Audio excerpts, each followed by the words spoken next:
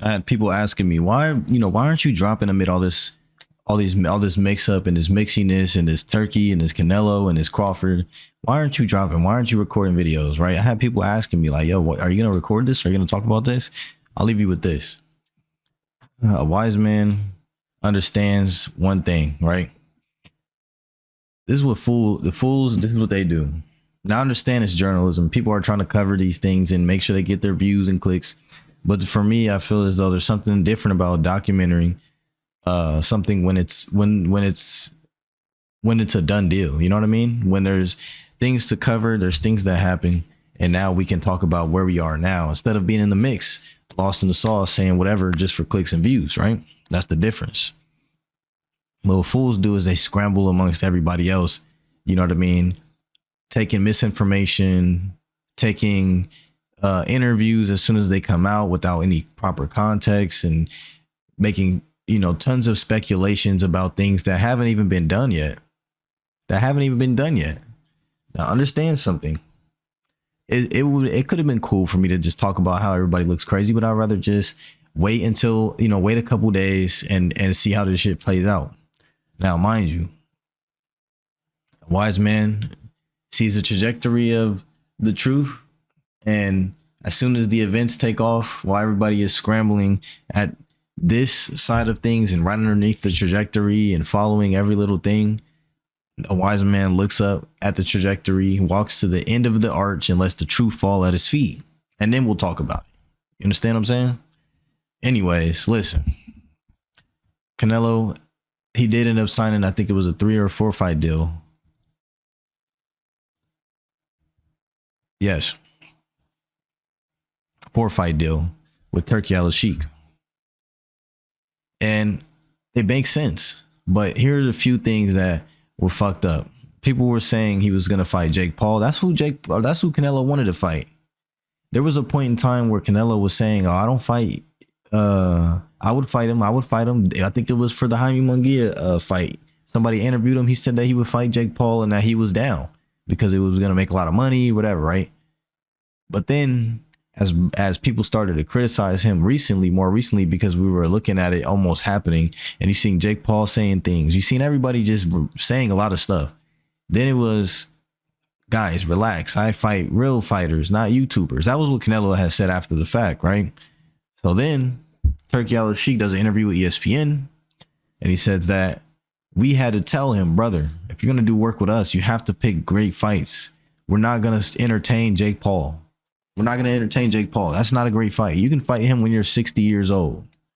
You don't have to worry about, why would you fight a YouTuber right now when you're in your prime? He's 33. He's still in his prime for at least 2 more years. 33, about to be 34. So he has about a year or two of him still being in his prime, at his physical prime, his most intelligent, right? He's had injuries, but every fighter has. But yeah. And then the Bud Crawford fight, they said it was canceled.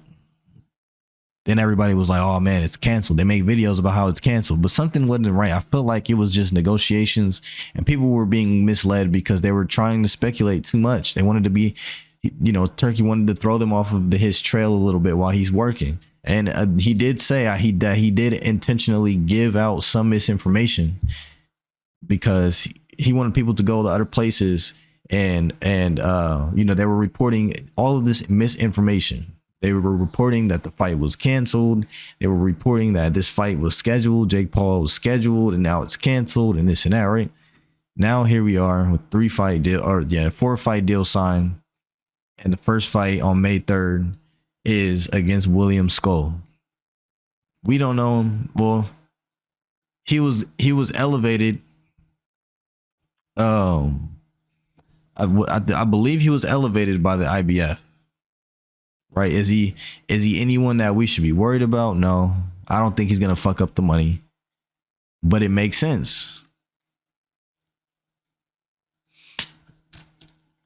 It makes sense because we're building towards the Bud fight, and that was what Turkey was trying to explain. Do I believe that Turkey has respect for Canelo Alvarez or Ryan Garcia or some of the people that he does business with? I don't believe so, because the thing about Saudis, as religious as they are, even though Ryan Garcia had said all this stuff about Muslims and black people, and as as much as they have pride in what they believe in, nothing comes above the dollar for Saudi Arabia. They make a lot of money every day. And that doesn't change just because we're in the sports business now. He's a businessman first and foremost. Don't get it fucked up. Turkey's going to do business with just about anybody. And he said himself, he doesn't have to like you to do business with you.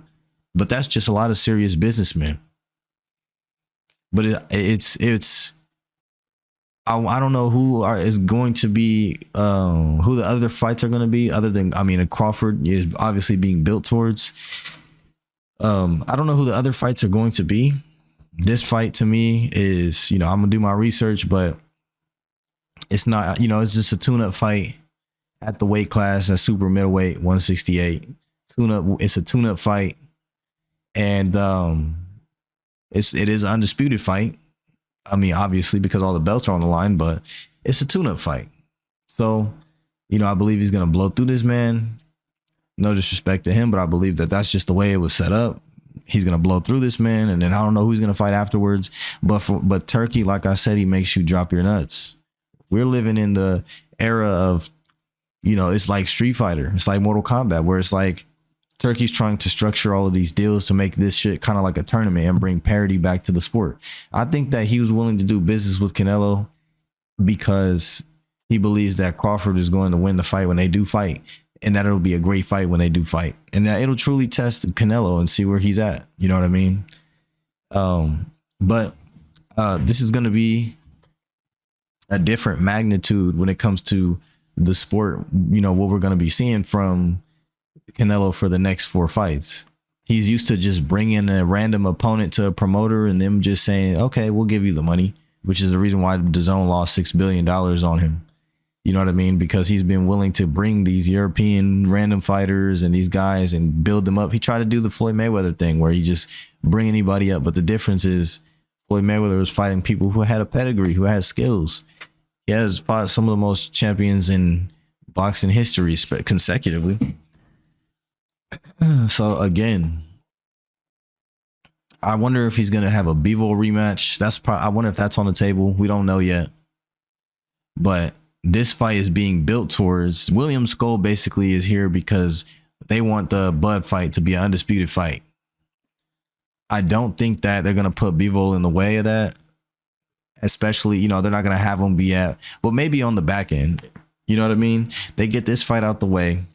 Whatever, right? They get this fight out the way, and then they get the Bud fight out the way, and then the last 2 fights will just be whatever. You know what I mean? Maybe the Bivol rematch because he's over there. That could be potential undisputed at light heavyweight if David Benavidez doesn't get to the winner first, or you got Canelo and Bud Crawford for undisputed, and then you got David Benavidez fighting the winner of Beterbiev and Bivol for undisputed, and then Canelo and David Benavidez fight at 175 for undisputed. He has a chance to be undisputed 2 times in his career, back to back in one, in this fight deal. But I love the way that Turkey is moving the chessboard. Now, people who have been sitting here trying to take what Turkey does and paint it in a weird way on whatever narrative they have going on, as far as him just having a personal beef with some of these guys and stuff. Now, it may be personal with some, like Ryan, or, but I don't think he has an issue. I think that he doesn't have as much respect for Canelo as he does for some of his some other fighters because of how he's decided to navigate in his career. But I don't think that it's anywhere near the angles people try to cut when it comes to Turki Al-Sheikh. They try to use him as a vehicle for painting some dudes a certain way, and I don't like that. The same way that people try to use, Canelo, especially Mexican American boxing fans, they try to use Canelo, or they try to use some of these guys as a vehicle to promote their racism. I believe that also people who report on these things may also trying to use Turki Al-Sheikh to push some sort of a narrative or a point. I think you got to be careful doing shit like that, because I've seen that over the last few days as well. But we're in the era of Turkey Fighter 2, man. Championship edition. All right. All my Street Fighter guys know what I'm talking about. But we're in the era of Turkey Fighter 2. All right. You got to nut up or shut up. Everybody. If you're on the outside of this mix up, people are going to start looking at you like you pussy, because there's so much money on the flow. So many great fights to be made. Turkey is calling people's numbers personal. It's like, hey, look, I got Shaq here for you, Shakur for here for you, Tank. Come on, let's run that fade. I got Devin here for you. Let's run that fade. Jerron, I got, let's mix it up. People are going to be losing their O's, and that's perfect. That's what we want to see, is people test themselves so we can see how good some of these people really are. I'm glad that he's not in the business of letting people escape out the back door, because we never really seen anybody do that. Canelo was close. He tried to get as much as he could and escape out the back door, but truthfully, he should have just retired after he should have just retired after the Munguia or Belonga fight, if that was what he wanted to do. Because when Turkey call your phone and everybody knows about it, they start looking at you with a raised eyebrow, because they know what Turkey stands for. And that is, you're gonna have to, he makes you drop your nuts. After that Jared Anderson fight, I think that was when people started really taking these Saudi matchups seriously, because of how a prospect was just destroyed so matter-of-factly. ESPN came out and tried to contest it and said that it was the matchmaking and this and that, so many just different things that made it what it was, that they were like, this was out of our hands. That showed, again, I think I talked about this a long time ago. I forgot when, but I was like, after they came out and they said that it was the matchmaking and they weren't a fan of it, you just showed how basically all of the promoters are protecting their fighters, and they're not actually going to make them catch any real fades. That was Bob Arum's fault, Top Rank's fault. They got exposed like that. You know what I mean? Maybe the Bud fight, but it was really just that fight when Turkey put together that Bacoli versus Anderson fight, and he got destroyed like that. And then, they were like, because we're used to prospects fighting foregone conclusions, never being truly tested.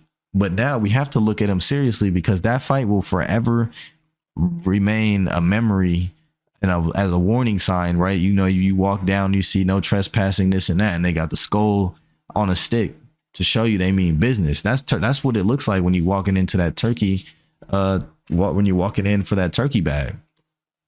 That's all it is. So I'm glad that towards the end of their careers, in their primes though, not even the end of their careers, but they're still in their primes, everybody, that is about to be a lot of mixing it up, a lot of fight deals, fights for titles, because the integrity of the belt is starting to come back. No longer are we going to have people handcuffing these things. Turkey has enough resources and influence in the sport now to force the sanctioning bodies to start removing and stripping belts, elevating people who have been competing for belts to the proper championship ranking, and not letting people escape out of the back door without scrutiny. We'll see what this future holds. I've seen y'all was, a lot of y'all was on some bullshit the last few days. I just wanted to wait on it and see how it all played out. But now here we are. 4-fight deal. Williams Skull, May 3rd is what Canelo is doing. We're building towards an undisputed Bud fight at 168. And Jake Paul seems to be out of the picture, thankfully. Catch you on the next video. I'm gone.